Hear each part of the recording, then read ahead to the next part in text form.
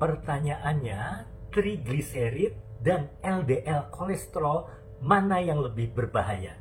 Jadi teman-teman sekalian, mungkin Anda sering mendengar dari influencer bahwa LDL nggak apa-apa tinggi, yang penting trigliseridnya normal, karena trigliserid lebih berbahaya. Mari kita bahas satu persatu. Trigliserid yang tinggi, lebih dari 200, itu memang akan menyebabkan kekakuan pembuluh darah dan peradangan pada pembuluh darah. Dan di atas 500 bisa menyebabkan pankreatitis. Trigliserid ini merupakan tanda, trigliserid yang tinggi merupakan tanda dari sindrom metabolik. Nah, proses kerusakan yang diakibatkan oleh trigliserid yang tinggi membutuhkan waktu yang lama. Prosesnya kronis. Sedangkan kolesterol LDL itu secara langsung bisa menimbulkan plak bila kadarnya tinggi. Pada populasi orang normal, kalau LDL di atas 130, maka risiko terbentuknya plak itu menjadi tinggi. Oleh sebab itu harus diturunkan kadar LDL-nya.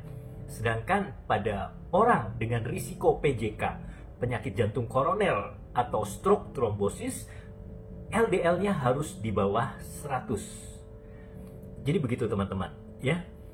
Orang normal itu juga terjadi peradangan yang sedikit dan kita tidak tahu, ya, mungkin kita terpapar oleh zat-zat yang toksik, radikal bebas, itu bisa menyebabkan peradangan tanpa kita sadari.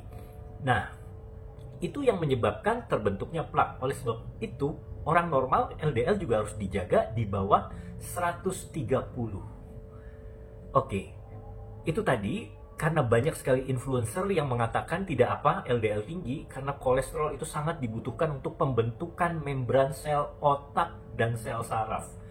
Itu tidak benar.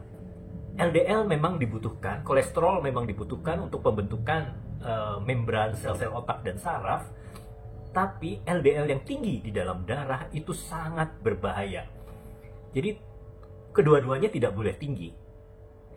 Namun trigliserid itu menyebabkan kerusakan dalam jangka waktu yang panjang, sedangkan kolesterol LDL itu secara langsung, kalau tinggi, bila di situ terjadi peradangan pada pembuluh darah endotel, bisa terbentuk plak, aterosklerosis. Jadi yang urgent untuk ditangani sebenarnya adalah kolesterol LDL.